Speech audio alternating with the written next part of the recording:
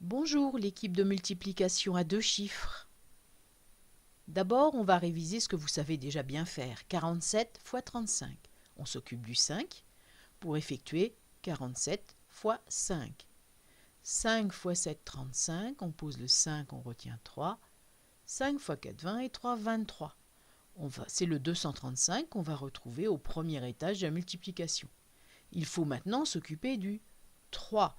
Mais ce n'est pas un 3. En fait, c'est 30.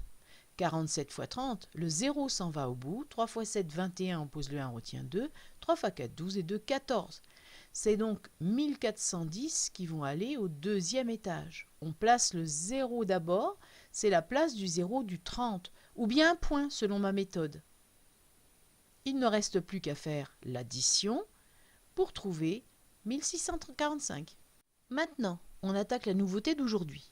507, c'est le 0 au milieu qui nous intéresse. Il faut d'abord faire 507 fois 5. 5 fois 7, 35, on pose le 5, on retient 3.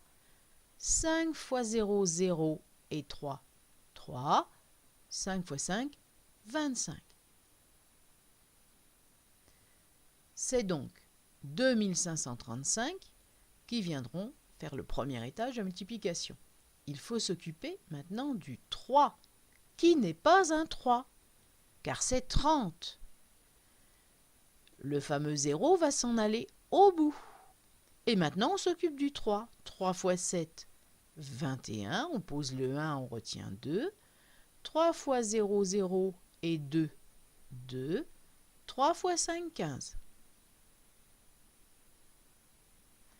Donc, sous le premier 5 en haut, on place soit le 0, comme la méthode de Johnson, soit un point, en tout cas, on bloque.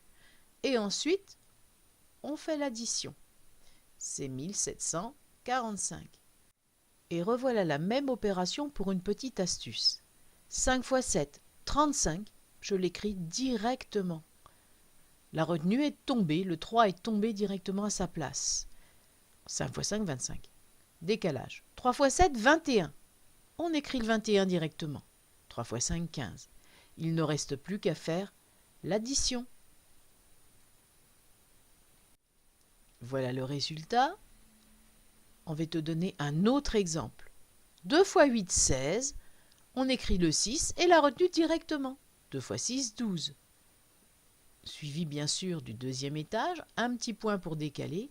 4 fois 8, 32 qu'on écrit aussitôt pour passer à 6 fois 4, 24.